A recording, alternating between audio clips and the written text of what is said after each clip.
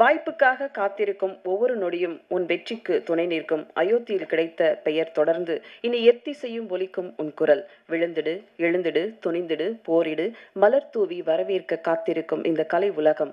ஒரு நொடி படம் இனி உங்களோடு. ஒவ்வொரு நொடியும் வெற்றியை தொடரட்டும். அழைக்கிறோம் படத்தின் கதை நாயகன் தமன் குமார் அவர்களை.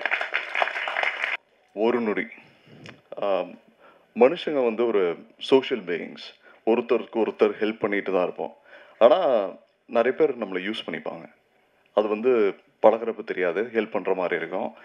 கொஞ்சம் வருஷம் போய் இல்லைனா கொஞ்சம் மாதம் கழிச்சு திடீர்னு ஒரு நொடியில் அவங்க வந்து முடிவு எடுப்பாங்களே, அப்போ தான் தெரியும் நம்ம யூஸ் பண்ணிக்கிறது தான் பழகிக்கிறாங்க அப்படின்னு சொல்லி. சினிமாவில் வந்து அந்த மாதிரி அனுபவங்கள் எல்லாருக்கும் இருக்கும், எல்லாரோட வாழ்க்கையிலே இருக்கும். சில பேருக்கு அது ஃபேமிலியிலே இருக்கலாம், இல்லை கூட இருக்க நண்பர்களாக இருக்கலாம். எனக்கு வந்து யூஸ் பண்ணவங்கள மறந்துட்டேன், ஆனால் எனக்கு ஹெல்ப் பண்ணவங்கள இது வரைக்கும் மறக்கல. என் வாழ்க்கையில் ரொம்ப முக்கியமாக ஒருத்தர் ஹெல்ப் பண்ணான்னா அது மகேஷ்.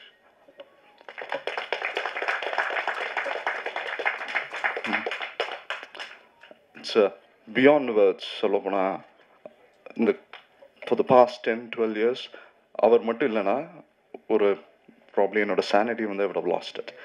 அண்ட் இந்த படம் அதை மாரி ஒரு ரொம்ப சந்தோஷமாக இருக்குது. அண்ட் இன்னொருத்தர் எனக்கு பெருசாக ஹெல்ப் பண்ணது யாருன்னா நீங்கள் எல்லோரும் தான்.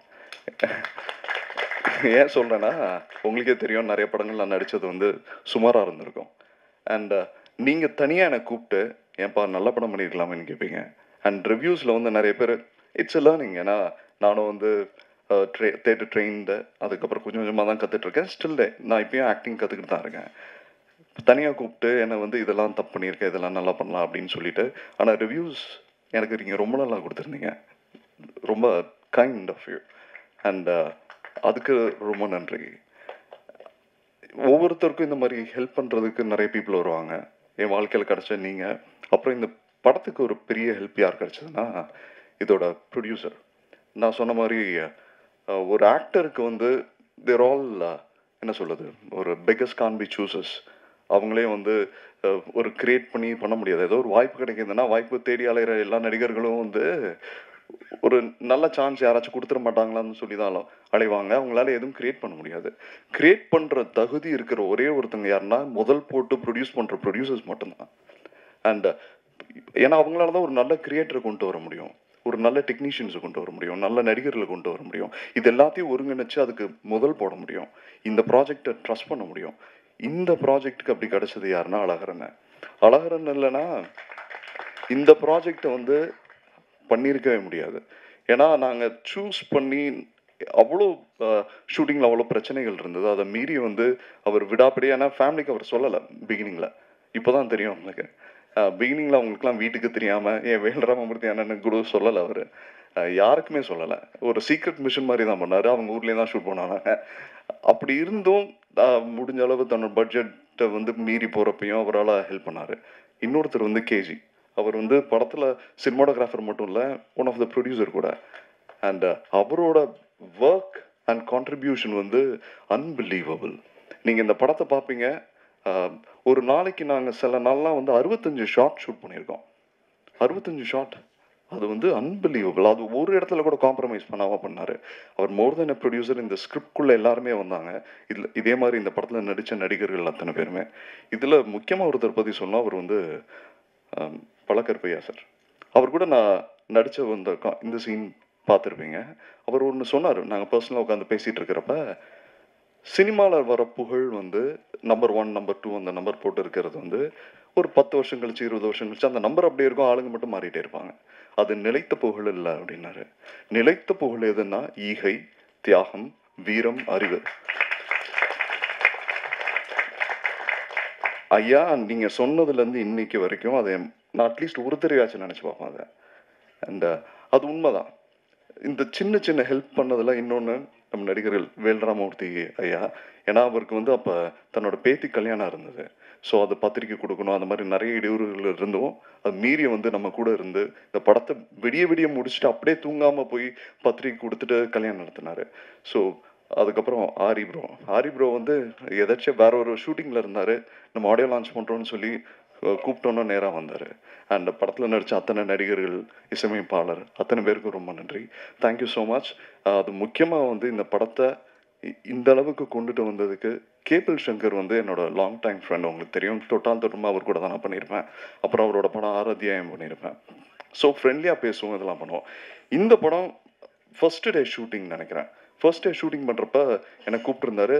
தமன், அயோத்திக்கு பிரமாதமான வரவேற்பு இருக்குது, நீ நடித்த ரோலுக்கும் ரொம்ப நல்லா ஒரு வரவேற்பு இருக்குது அப்படின்னு சொன்னார்.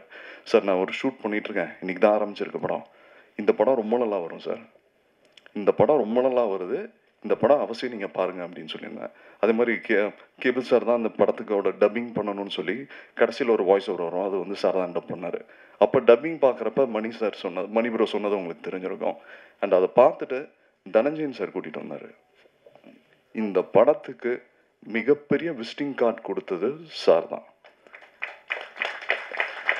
ஏன்னா இதுக்கு நானும் மணி ப்ரோ லாங் டைம் ஃப்ரெண்ட்ஸ். கிட்டத்தட்ட ஒரு நாங்கள் இதுக்கு முன்னாடி கண்மணி பாப்பான்னு ஒரு படம் பண்ணோம். அந்த படமும் நல்லா தான் இருந்தது. அப்போ வந்திருந்தாலே அந்த படம் நல்ல ஒரு பேசக்கூடிய படமாக இருந்திருக்கும். ஆனால் அதை போய் சேர்ந்த இடம் தப்பான இடம். அது சரியாக அவங்களால பண்ண முடியல, அவங்களுக்கு நிறைய காரணங்கள் இருக்கலாம். ஸோ அந்த ஒரு இதனால அது ரிலீஸ் ஆக முடியல. இருந்தாலும் தொடர்ந்து வி கண்டினியூட் ஆ ஜர்னி. இந்த ஒரு நொடிக்கு முன்னாடியே 2-3 படம் ப்ராஜெக்ட்ஸ் வந்து ஆரம்பிக்கலாம்னு சொல்லி பேசி இது பண்ணி இந்த ஸ்கிரிப்ட் சொல்லி அது இவ்வளோ தூரம் நல்லா வந்துடுச்சு. அண்ட் ஃபர்ஸ்ட் காப்பி கூட ரெடி ஆகல. சார் பார்த்துட்டு, தனஞ்சயன் சார் பார்த்துட்டு வெளியில் வந்தோன்னு சொன்னார், இந்த படத்தை நான் பண்ணுறேன், பட் இதுதான் கரெக்ஷன்ஸ் இருக்குது, இதெல்லாம் பண்ணுறதுக்கு ஓகேவா? அது வந்து ஒரு இது மாதிரி ஒரு அட்வைஸாக தான் கேட்டார், சஜஷன் தான் சொன்னார். டைட்டில் ஃபர்ஸ்ட் சொன்னார், அப்புறம் இன்னும் 4-5 கரெக்ஷன் சொன்னார். ஐ திங்க் அது இட்ஸ் அ கேம் சேஞ்சர். ஒரு சின்ன சின்ன விஷயங்கள் தான் வந்து ஒரு படத்தை வந்து அழகு சேர்க்கும். அதே மாதிரி இந்த படத்தை இவ்வளோ நேர்த்தியாக அழகாக அமைச்சு இவ்வளோ ஒரு ப்ரெசன்டபிள் ஒரு நல்ல பிஸ்னஸ் ப்ராடக்டாக கொண்டு வந்ததுக்கு தனஞ்சயன் சார் ஃபினாமினல். அவர்கிட்ட நாங்கள் தினமும் லேர்ன் பண்ணிகிட்ருக்கோம். இந்த ப்ராஜெக்ட்ஸ் அவர் எப்படி பேக்கேஜ் பண்ணுறாரு, எப்படி வந்து கவனத்தை ஈர்க்க வைக்கிறாரு, இதெல்லாம் வந்து ஒரு பெரிய லேர்னிங் எக்ஸ்பீரியன்ஸ். இது வந்து இண்டஸ்ட்ரியில் பல வருஷம் ஒரு ஒரு படத்தை பார்த்தோன்னே சாரி படத்தை பார்த்தோன்னே இதன் தேரும் தேராதுன்னு நினைக்கிறது ரொம்ப கஷ்டமான விஷயம். அது வந்து சாரி இது வந்து சார் பார்த்தோன்னா அந்த ஜட்ஜ்மெண்ட் இருக்குல்ல, தட் இஸ் ஃபினாமினல். அது வந்து very few people would have it. ஓடினதுக்கப்புறம் சொல்லலாம் இது நல்ல படம், அது இதனால் ஓடிச்சு அதனால் ஓடிச்சுன்னு. ஒரு படம் வந்து அந்த லிட்மஸ் டெஸ்ட் இருக்குல்ல, அந்த ஃபர்ஸ்ட் ஷோ டபுள் பாசிட்டிவ் பார்க்குறப்ப தெரியும்ல, இந்த படத்தில் ஏதோ ஒன்று இருக்கே, அதை எடுபடும்னு கண்டுபிடிக்கிறது ரொம்ப கஷ்டமான விஷயம். இன்னொன்று, இந்த படத்தை வந்து யார் ரெக்கமெண்டேஷன்னாலேயோ, ஐயா சொன்ன மாதிரி இது வந்து வெறும் திறமையினால் மட்டும்தான், இது வந்து எங்களோட எல்லாரோட ஒட்டுமொத்த உண்மையான உழைப்புக்கு கிடைச்ச மரியாதை தான் சார் வந்து இந்த படத்தை எடுத்தது. ஏன்னா படம் அவ்வளோ நேர்த்தி அமைஞ்சது. இதை பார்த்துட்டு சார், ஓகே, ஒரு நொடி படத்துக்கு நாங்கள் போட்ட எஃபர்ட்டுக்கு கிடைச்ச மரியாதை தான் சாரோட பேனரில் இந்த படம் ரிலீஸ் ஆகிறது. I'm so happy. நீங்கள் உங்கள் எல்லாருக்குமே இந்த படம் பார்க்குறப்ப ரொம்ப பிடிச்சிருக்குன்னு நினைக்கிறேன். இதை மக்கள் கிட்ட நீங்கள் போய் கொண்டு போய் நிச்சயமாக சேர்ப்பீங்க. Thank you very much. தெரியும் நட்சத்திரம் போல ஒரு நொடி படத்தின் முக்கிய கதாபாத்திரத்தில் நடித்த நிகிதா அவர்களை சில வார்த்தைகள் பேச அழைக்கிறோம். எல்லாரும் இங்கே வந்திருக்க எல்லாருக்குமே நமஸ்காரம். இதுதான் என்னோட ஃபர்ஸ்ட் மூவி. இவ்வளோ பெரிய ஆர்டிஸ்ட் கூட நடிப்பேன் அப்படின்லாம் எனக்கு நினைக்கவே இல்லை.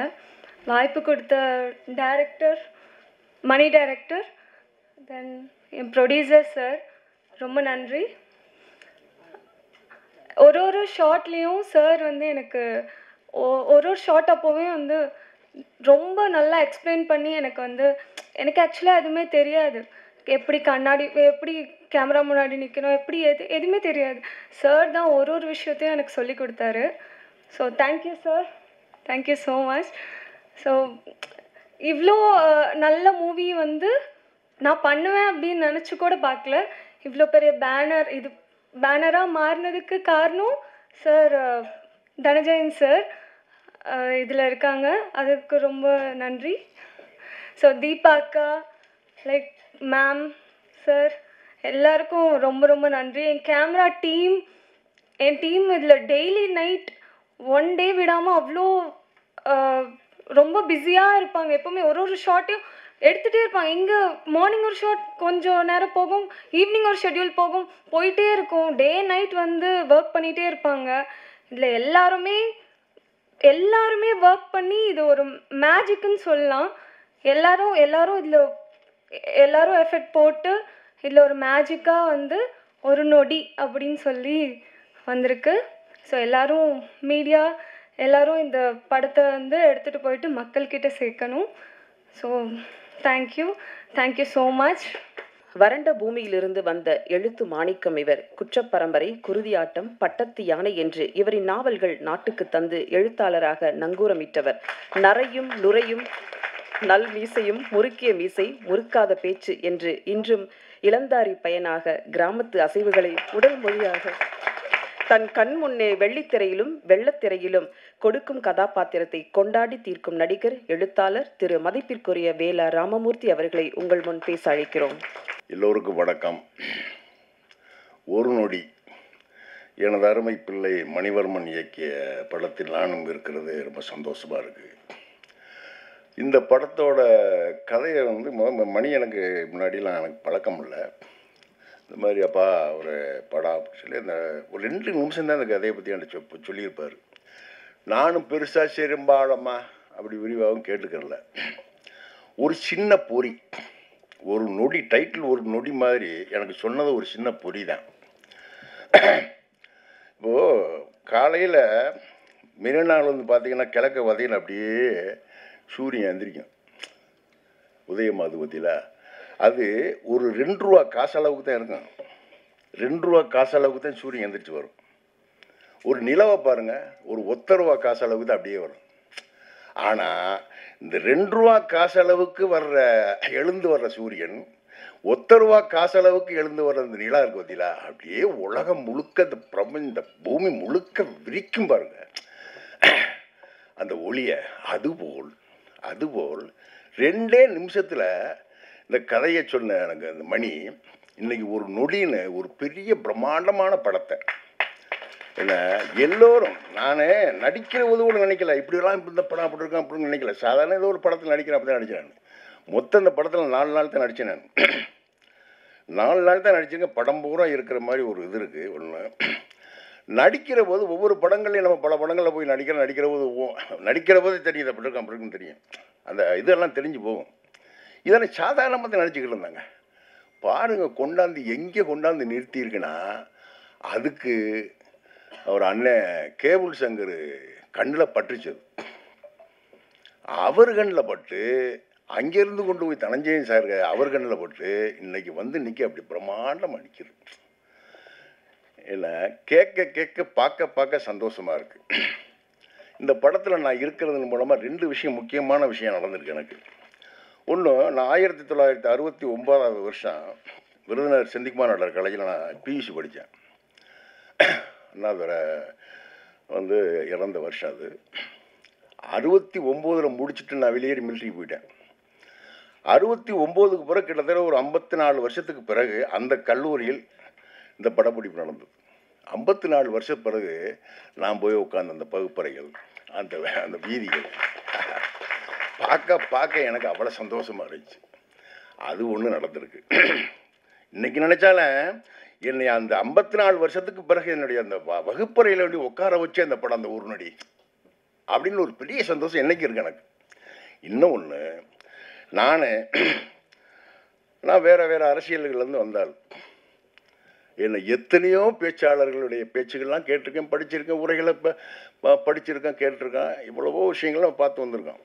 ஆனால் இன்று நாம் வாழும் காலத்தில் இப்படி தமிழை நாவுக்குள் அடக்கி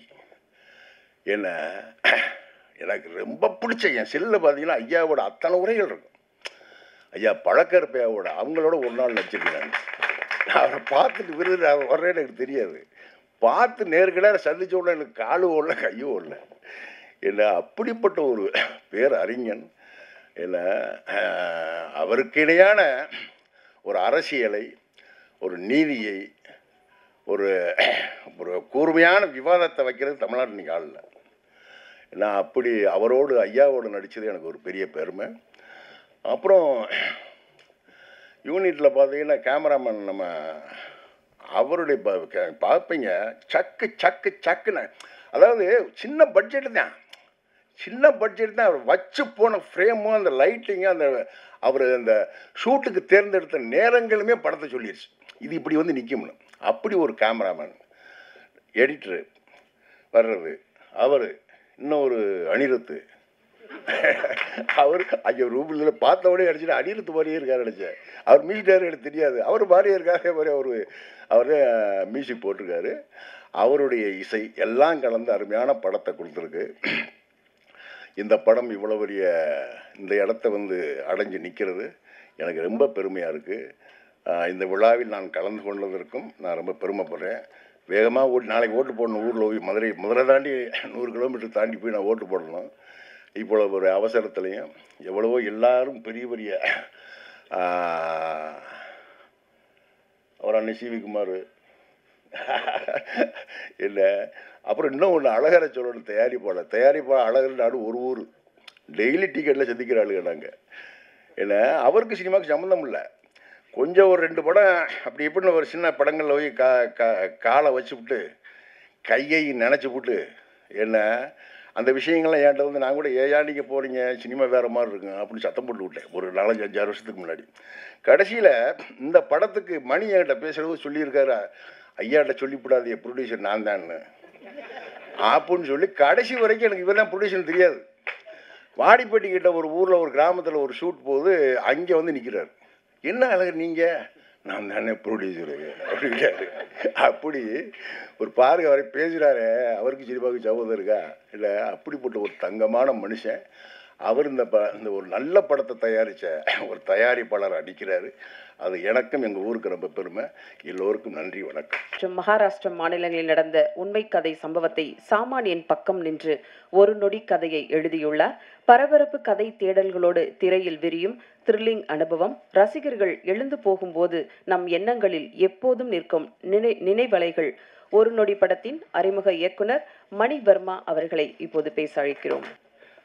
இறைவனுக்கு நன்றி.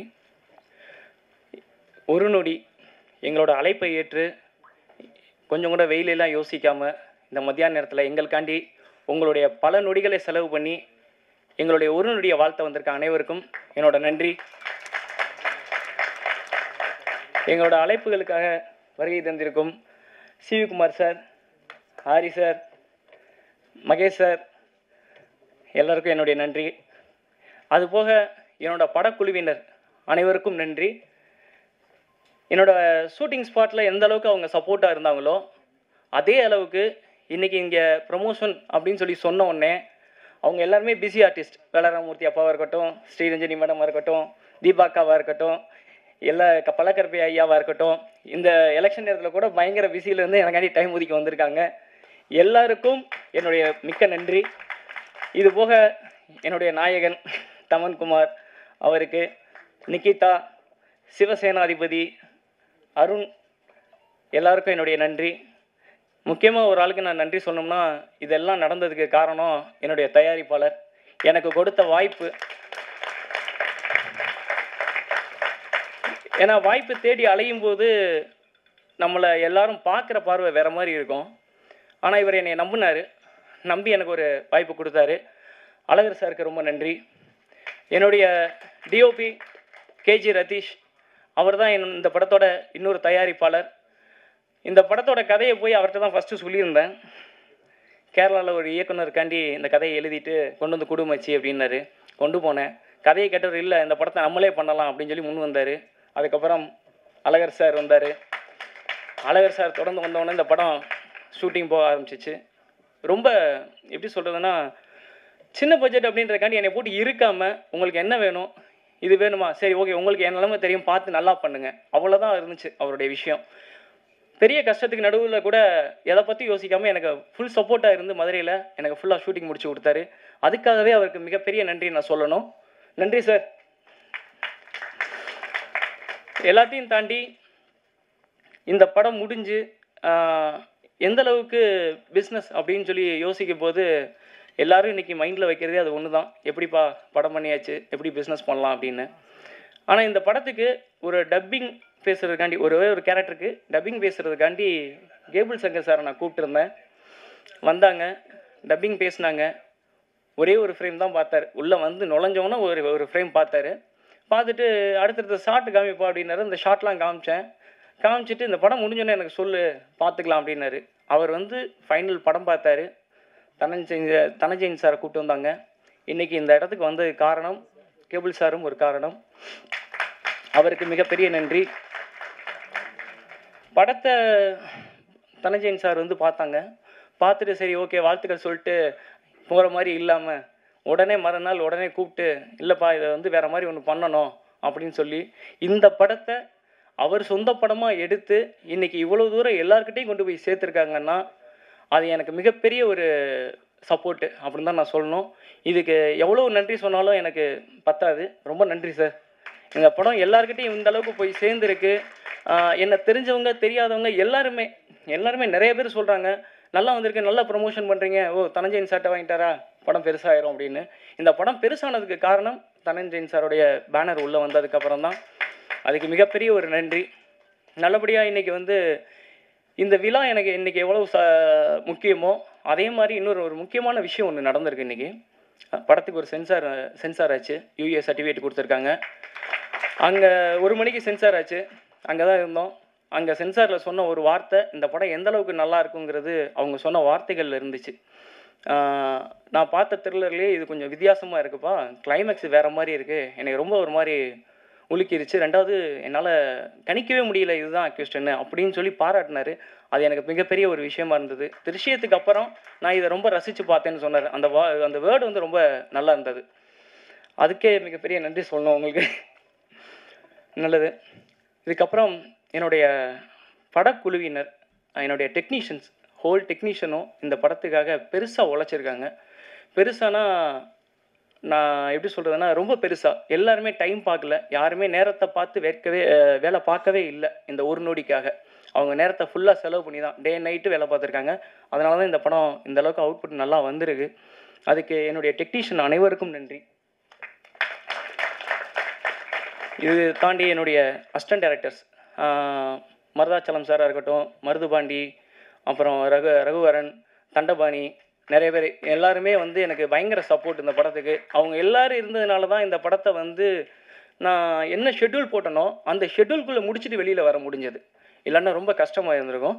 பட் அவங்களோட உழைப்பு பெருசு, அதற்கும் நன்றி. இந்த படத்தை பற்றி சொல்லணுன்னா எல்லாருடைய வாழ்க்கையிலையும் நடக்கிற ஒரு நொடி, அந்த ஒரு நொடி என்ன வேணாலும் இருக்கலாம், எப்படி வேணாலும் மாறலாம், திடீர்னு நல்லது கெட்டது என்ன வேணாலும் மாறலாம். அப்படி ஒரு செகண்டில் ஒரு நொடியில் நடந்த ஒரு விஷயத்தை மட்டும்தான் கையில் எடுத்து, இது போக மகாராஷ்டிராவில் நடந்த ஒரு உண்மை சம்பவம், நம்ம கேரளாவில் நடந்த ஒரு உண்மை சம்பவம் எல்லாத்தையும் ஒன்றாக்கி இந்த ஒரு படத்தை பண்ணியிருக்கோம். திரைக்கதையாக நல்லா வந்திருக்குன்னு இது வரைக்கும் பார்த்தவங்க எல்லாருமே என்கிட்ட ரொம்ப சப்போர்ட்டிவாக பேசியிருக்காங்க. அதுக்காண்டி ரொம்ப நன்றி. இந்த படம் மிகப்பெரிய வரவேற்பை தரணும்னு நான் நம்புகிறேன். இதெல்லாம் தாண்டி இந்த படம் இங்கே நல்லா வந்துருச்சு அப்படின்னு இங்கே எல்லாருக்குமே ரொம்ப சாட்டிஸ்ஃபைடாக இருக்கும். இது மக்கள்கிட்ட கொண்டு போய் சேர்க்குற ஒரு விஷயம் இருக்குது, அது உங்கள்கிட்ட மட்டும்தான் இருக்குது. பத்திரிகை நண்பர்கள், தொலைக்காட்சி நண்பர்கள், வலைதள நண்பர்கள், நீங்கள் தான் என்னை இந்த படத்தை பெரிய அளவில் மக்கள்கிட்ட கொண்டு போய் சேர்க்கணும். எல்லாத்தையும் தாண்டி சிறு படங்கள் நிறைய வெற்றி பெற்றதுக்கு காரணம் நீங்களாகவும் இருந்திருக்கீங்க. எனக்கு பார்த்துருக்கேன் நான் நிறைய, என்னடா வந்திருக்கு அப்படின்னு பார்த்தா திடீர்னு உங்களுடைய சப்போர்ட்டில் அந்த படம் பெரிய லெவலில் ஹிட் ஆனதெல்லாம் பார்த்துருக்கோம். ஸோ அதே மாதிரி இந்த ஒரு நடிகையும் எல்லார்ட்டையும் கொண்டு போய் சேர்ப்பீங்கன்னு நான் நம்புகிறேன். ரொம்ப நன்றி. இந்த விழாவின் நாயகன் சஞ்சய் மாணிக்கம். இந்த படத்தை கொண்டு போய் கொடுத்தோன்னே ஒன்லி நைட்டில் மட்டும்தான் வேலை பார்ப்பேன்னு சொல்லிட்டாரு. காலையில் வரைக்கும் விடிய வச்சு ரீரெக்கார்டிங் முடித்து இன்றைக்கி மியூசிக்காகவும் சாங்காகவும் எல்லாமே நல்லா வந்திருக்கு. அதுக்கு அவருடைய முழு சப்போர்ட் இருந்துச்சு. நான் எதிர்பார்க்கல, முதல் படம் அவர் இப்போ தான் காலேஜ்லேருந்து வந்திருக்காரு, அவரை நம்பி போய் கொடுக்குறீங்க அப்படின்னு சொல்லிலாம் கேட்டாங்க. ஆனால் அவருடைய 2-3 சாங் நான் பார்த்துருக்கேன், அவரோட ஒர்க் எனக்கு தெரியும். அதனால அதை நம்பி நான் அவர்கிட்ட கொடுத்தேன். அந்த நம்பிக்கை வீண் போகவே இல்லை. நிச்சயமாக இந்த படம் வெளியே வரும்போது மியூசிக்காக அவருக்கு மிகப்பெரிய பேர் வாங்கி கொடுக்கும், படத்துக்கும் மிகப்பெரிய பேர் வாங்கி கொடுக்குங்கிறதுல எந்த விதமான ஐயமும் இல்லை. உண்மையிலே ரொம்ப நல்லா பண்ணியிருக்காரு. நன்றி.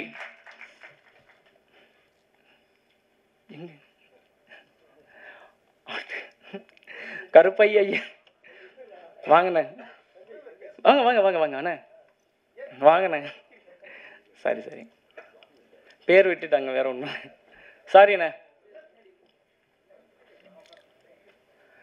கருப்பு நம்பியார் அண்ணன், அவர் ஒரு முக்கியமான கேரக்டர் பண்ணியிருக்காரு படத்தில். சாதாரண கேரக்டர்லாம் இல்லை, ரொம்ப முக்கியமான கேரக்டரு. ஆனால் பண்ணிவிட்டு ஓரமாக போய் நின்றுட்டார். ஆனால் இது நம்ம மேடண்ணே, யாரும் கூப்பிடலாம் இல்லை, நேரி வந்துடணும். சரி, ரொம்ப நன்றி எல்லாருக்கும் வாய்ப்பளித்ததுக்கு. தனஞ்சயன் சார் ரொம்ப நன்றி சார். தன் எழுத்துக்களால் தமிழ் கூறும் நல் உலகை கொண்டாட வைத்தவர்.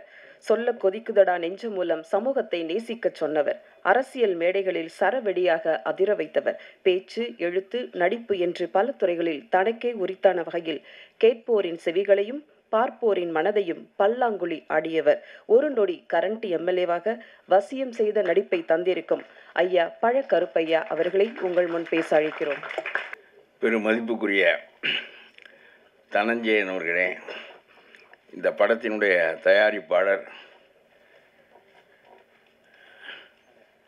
அழகர் மலை அழகரையும் மதுரை சொக்கனையும் சார்ந்து இந்த படத்தை தொடங்கி அவர்களுடைய கையிலேயே அந்த படத்தை விட்டுவிட்டு கடைசியில் அது சிறப்பாக கரையேறும் வண்ணம் அவர்களே கொண்டு வந்து மிகச்சிறப்பாக சேர்த்திருக்கிறார்கள் என்றால் அவருடைய மிகச்சிறந்த தெய்வ நம்பிக்கை.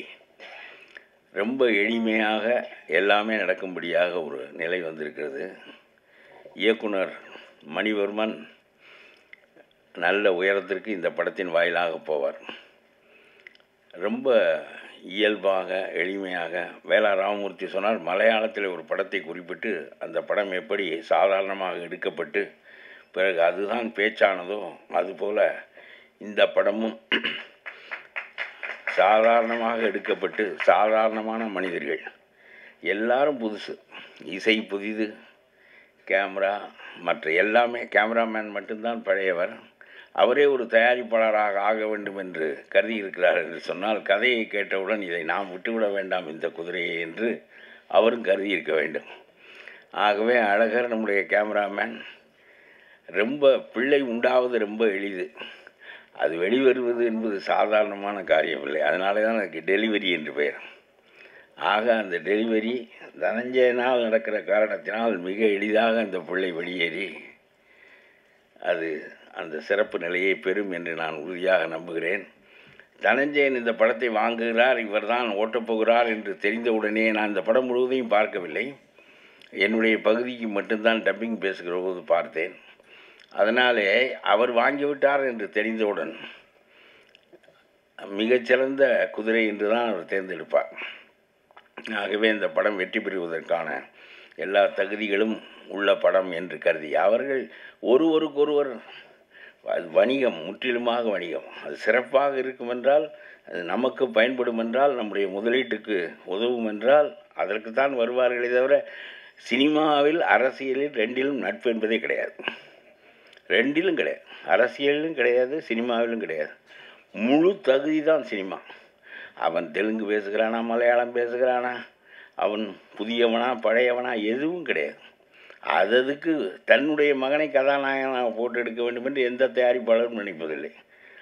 நினைக்கலாம், பிறகு அவரும் இருக்க மாட்டார், அவர் மகனும் இருக்க மாட்டார். ஆகவே எல்லாமே ஒரு பெரிய போட்டி உலகமும் தகுதி மட்டுமே நிற்கின்ற உலகமும் சினிமா உலகம். அரசியல் கூட பல வகையாக இருக்கும். ஆகவே அந்த வகையில் ஒரு நொடி என்று பேருக்கு பெயரிடப்பட்டு மிகச்சிறப்பாக வேலா ராமமூர்த்தி அந்த பாத்திரமாகவே இருப்பார். அவர் ஒரு நடிகர் என்பது நமக்கு இப்பொழுது தெரிகிறது. ஆனால் அவர் மிகச்சிறந்த கதையாசிரியர். தமிழ்நாட்டினுடைய கிராமப்பகுதி வாழ்க்கையையும் அவருடைய மனநிலைகளையும் அந்த மண்ணின் மனத்தையும் அப்படியே எழுத்தில் கொண்டு வருவதில் அவருக்கு நிகரானவர்கள் யாரும் இல்லை என்று தான் சொல்ல வேண்டும். நான் நிறைய நாவல்கள் படிக்கின்ற பழக்கம் உடையவன் இல்லை. அப்படி படித்தால் டால்ஸ்டாயை படிக்க வேண்டும், தஸ்தாவெஸ்கியை படிக்க வேண்டும் என்று நினைப்பேன். ரொம்ப குறுகிய பொழுது வாழ்கின்ற வாழ்க்கையில் நம்முடைய பொழுது எதுவும் வீணாகிவிடக்கூடாது என்று கருதுவேன். எந்த ஒன்றையும் திரும்ப பிடிக்க முடியும், பொழுதை பிடிக்க முடியாது. ஆகவே படிப்பது என்பது இட் ஷுட் எலிவேட் மீ. ஒரு அங்குலமாவது அது உயர்த்தாது என்றால் அந்த புத்தகத்தை படிப்பதற்கு நான் விரும்புவதில்லை. ஆனால் வேலா ராமமூர்த்தி கதை ஒன்றை படித்த பிறகு அவருடைய கதையை அடுத்தடுத்து என்ன எழுதியிருக்கிறார் என்று தேடி படிக்கும்படியாக. ஏனென்றால் அந்த மண்ணின் தன்மை அது ஒரு பெரிய சிறப்பு. ஆகவே அவர் ஒரு எழுத்தாளர், திரைப்பட கலைஞராகவும் இப்பொழுது வெளிப்பட்டிருக்கிறார். மணிவர்மன் அந்தந்த பாத்திரங்களுக்குரியவர்களை தேடி பிடித்து மிக சிறப்பாக அமைத்திருக்கிறார். நிகழ்கால ஒரு காலகட்டத்தினுடைய திரைப்படங்களை மட்டும் எடுத்து வைத்து கொண்டு நீங்கள் பார்த்தால் அந்த காலம் என்ன என்று உங்களுக்கு தெரியும். மிகச்சிறந்த காலமா மிக மோசமான காலமா என்பது 1920க்கும் 70க்கும் இடையே காந்தி அவருடைய செல்வாக்கு இந்த நாட்டை வழிநடத்திய போது இந்த நாட்டினுடைய கதைகள் இப்படி இருந்தன. 70க்கும் இப்பொழுது 2020க்கும் இடையே உள்ள காலத்தில் வந்த கதைகளெல்லாம் எப்படி இருக்கின்றன என்று நீங்கள் பார்த்தால் காலம் மாறியிருக்கும். ஆகவே கதைகளின் போக்கும் மாறியிருக்கும். இன்றைய காலகட்டத்திற்கு ஒரு அடாவடியானவர் ஒரு சாதாரணமான ஏழை ஒருவனை 5 லட்சம் ரூபாய் கடன் கொடுப்பது, 3 லட்சம் ரூபாய் 6 மாதத்திற்கு வட்டி கேட்பது, அவன் மாட்டிக்கொண்டு விட்டால் அவனை உறிஞ்சி எடுத்து விடுவது, பிறகு அவன் காணாமல் போவான் என்றெல்லாம் அத்தகைய ஒரு கலவரமான அடாவடியான ஒரு உலகத்தில் நாம் வாழ்கிறோம். அதனாலே தான் இது போன்ற கதைகளெல்லாம் வெளிவருகின்றன. எப்பொழுதும் காலத்தை மீறி கதை வர முடியாது, காலத்தை தாண்டி வரவே முடியாது, காலத்திற்கு முன்னால் போய் குதிக்க முடியாது. பழைய காலத்தை சொல்லலாம் அல்லது நிகழ்காலத்தை அப்படியே படம் பிடிக்கலாம், அதுதான் வெற்றி பெறும். இந்த கதை ஒரு அடாவடியான ஒரு மனிதனுடைய செயல்பாட்டில் ஒரு ரொம்ப பணிவான ரொம்ப அடங்கி போகின்ற இயல்புடைய ஒருவன் மாட்டிக்கொண்டு அவன் எப்படி வெளிவருகிறான். இதில் ஒரு கதாநாயகன் இன்ஸ்பெக்டராக வந்து அவர் அந்த வேடத்திற்கு ரொம்ப பொருத்தமாக இருக்கிறார், ரொம்ப இயல்பாக இருக்கிறார். ஆகவே எல்லோரையும் பார்க்கிறேன். அவ்வளவு பேர் 30 வயசுக்குள்ளே தான் இருக்கிறார்கள். மியூசிக் அமைத்தவர், கதாநாயகன், எல்லாரும் ரொம்ப டெக்னீஷியன்ஸ் ரொம்ப குறைந்த வயசு இருப்பது என்பது அருமையானது. பாட்டு எழுதியவர்கள் 3 பேரும் ரொம்ப புதியவர்கள். நீங்கள் எல்லாம் வெற்றி பெற்று வாருங்கள். தமிழ் எல்லாரும் வந்திருக்கிறார்கள். சரியான வாய்ப்புகள் கிடைத்தால் பிறகு மீண்டும் நீங்கள் 10 பேருக்கு அறிமுகமாகிவிட்டால் பிறகு உங்களுடைய பாட்டும் சிறந்த பாட்டாக ஆகிவிடும். அதனால் அந்த வகையில் பார்த்தால் இந்த கதை ஒரு பெரிய போராட்டமான கதை. ஏன் இது வெற்றி பெறும் என்றால், ஒரு இன்ஸ்பெக்டர், ரொம்ப ஆனஸ்ட் இன்ஸ்பெக்டர்கள், ஒரு போலீஸ் டிபார்ட்மெண்ட்லேயே 10 பேர் இருப்பார்கள். அதில் ஒருவரை பற்றிய கதையை இவர் எடுத்திருக்கிறார். அவர் எடுத்த கதை இன்ஸ்பெக்டர். கடைசியில் நான் முழுவதும் படம் பார்க்கவில்லை. ஆகவே நான் ஒரு அடாவடியான வேலராமமூர்த்திக்கு பின்புலத்தில் இருக்கிற ஒரு எம்எல்ஏ. எனக்கும் அந்த இன்ஸ்பெக்டருக்கும் பெரிய மோதல் வருகிறது. 5 வருஷம்தான் நீ கரை வேட்டியை உருவி விடுவேன் என்று அப்படியெல்லாம் அந்த படத்தில் அப்படி பேசும்போது அது பாருங்கள், உங்களுக்கு அரங்கிலே சொல்லுகிறேன், பெரிய வரவேற்பை பெறும். ஏனென்றால் அப்படி ஒரு இன்ஸ்பெக்டரால் பேசவும் முடியாது. அது உண்மையே இல்லை. எந்த எம்எல்ஏயும் எந்த மந்திரியையும் இன்றைக்கு இருக்கிற எந்த அரசையும் எவனும் எதுவும் செய்ய முடியாது. All are equal before law என்பது பழையனூர் நீலி சொன்ன பச்சை பொய்யை போல ஒரு பொய். All are not equal before law. வலிமை மிகுந்தவன் கையில் சட்டம் சிக்கிக்கொள்ளும், அவ்வளவுதான். அதெல்லாம் உண்மையே இல்லை. பெரிய கார்ப்பரேட் நிறுவனங்கள் இந்த சட்டத்தை தங்களுடைய கையில் எடுத்துக்கொள்வார்கள், அடாவடியானவர்கள் எடுத்துக்கொள்வார்கள். இதிலே முண்டுவதற்கு நம்முடைய கதாநாயகனைப் போல, நம்முடைய மணிவர்மன் உருவாக்கி இருக்கிற கதை தலைவனைப் போல ஒருவன் வருகின்ற போது அந்த எம்எல்ஏ நேருக்கு நேர் பேசுகிறார். இவனுடைய சட்டையை உருவி விடுவேன் என்று எம்எல்ஏ சொல்வதற்கு பதிலாக உன்னுடைய கரை வேட்டியை உருவி விடுவேன் என்று நம்முடைய இன்ஸ்பெக்டர் பேசுகிறார் என்று சொன்னால், ஐயா என்னையா அவமானமாக போச்சு, என்னன்னு கேளுங்க, அவங்கள நேருக்கு நேர் பேசுகிறாயா ஒரு காக்கி சட்டைக்காரன், இருடா 9 ஓட்டையை மூடுறா, அதுக்கு நேரம் இருக்கிறா அப்படின்னு சொல்கிறதே ஒரு பின்வாங்கல் தான். அதுவே ஒரு பின்வாங்கல் தான். ஆகவே எல்லா ஊர்களிலும் அடாவடியானவர்கள் இருப்பார்கள். அடாவடியானவர்கள் யாருடைய வலிமையில் இருப்பார்கள் என்றால் எம்எல்ஏக்கள், மந்திரிகள் இவர்களுடைய வலிமையிலே தான் இருப்பார்கள். அதனாலே தான் இந்த கதை வெற்றி பெறுகின்ற போது, இந்த கதை போகின்ற போக்கில் உங்களுக்கு ஏன் மகிழ்ச்சி ஏற்படுகிறது என்று சொன்னால், அடாவடித்தனம் ஒழியும் என்று நீங்கள் திண்ணமாக நம்புகிறீர்கள், அது ஒழிய வேண்டும் என்று நீங்கள் விரும்புகிறீர்கள். அதற்கு ஒரு இன்ஸ்பெக்டர் வந்திருக்கிறார் என்று நினைக்கிறீர்கள். உங்களுக்கு மன ஆறுதலுக்காக மணிவர்மன் இந்த கதையை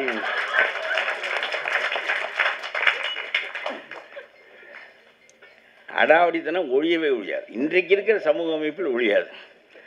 என்னை போன்ற எம்எல்ஏக்கள் ஒழியவே மாட்டார்கள். அதற்காகவே வருகின்றவர்கள் அவர்கள். அதனாலே அதிகாரம் பரவலாக்கப்படுகின்ற போது அடாவடித்தனமும் பரவலாக்கப்படும். ஆகவே வேளா ராமமூர்த்திகள் யாருடைய வலிமையில் இருக்கிறார்கள் என்றால் ஆளுங்கட்சிக்காரர்களுடைய வலிமையில் இருப்பார்கள். ஏன் இந்த படம் உறுதியாக வெற்றி பெறும் என்றால், நடக்காத கனவு நடக்கும். நீங்கள் மிகுந்த மகிழ்ச்சி அடைவீர்கள். தொலைஞ்சாயா ஒரு எம்எல்ஏ கடைசியில் ஒரு இன்ஸ்பெக்டர் சாதிச்சு விட்டான் பாரு அப்படின்னு சொல்லையில் பெரிய மகிழ்ச்சி ஏற்படும். உங்களுக்கு ஒன்று சொல்லுகிறேன், யாரும் பொய் சொல்லக்கூடாதுன்னு தான் சொல்லுவான். ஆனால் எல்லாருமே பொய் சொல்லுவான். பொய் சொல்லக்கூடாதுன்னு இவன் ஏன் சொல்கிறான்னா, தன்னிடம் பிறர் சொல்லக்கூடாதுங்கிறதுக்காக சொல்கிறானே தவிர இவன் பிறரிடமெல்லாம் சொல்லுவான். அது மாதிரி பொயட்டிக் ஜஸ்டிஸ் இந்த கதையில் அமைந்திருக்கும். கடைசியில் ராவணன் தான் வீழ வேண்டும், ராமன் தான் வெல்ல வேண்டும், நீதி தான் வெல்ல வேண்டும். எல்லா மனிதர்களும் நீதி வெல்லுமானால் நாம் எல்லோரும் ஒவ்வொரு ஆளும் வேளா ராமமூர்த்தி போல் வலிமையான உடம்போடு இருக்க முடியாது. நம்ம இந்த நியாயத்தை நீதிமன்றத்திடமும் போலீஸிடமும் அரசிடமும் கொடுத்து விட்டு நாம் நம்முடைய வேலைகளை பார்த்து கொண்டிருக்கிறோம்.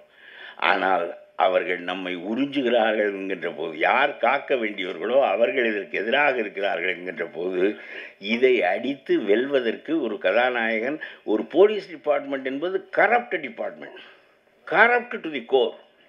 அது மாதிரி ஒரு நீதிமன்றம் குறைவான கரப்ட், மிச்சம் ரொம்ப அதிகமான கரப்ட் போலீஸ். இவர்கள் காப்பார்கள் என்று நாம் நினைப்பதற்கு ஒன்றும் வேலையே இல்லை.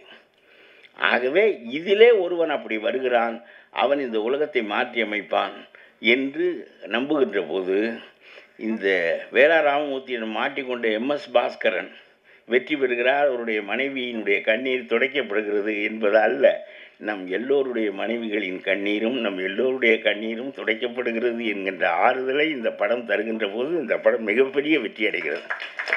இது வெற்றி அடையும். நடிகைகளாக எல்லோருக்கும் முன்மாதிரியாக இருக்கக்கூடிய ஆல்டர்னேட்டிவ் யாரும் இல்லை இவருக்கு சும்மா.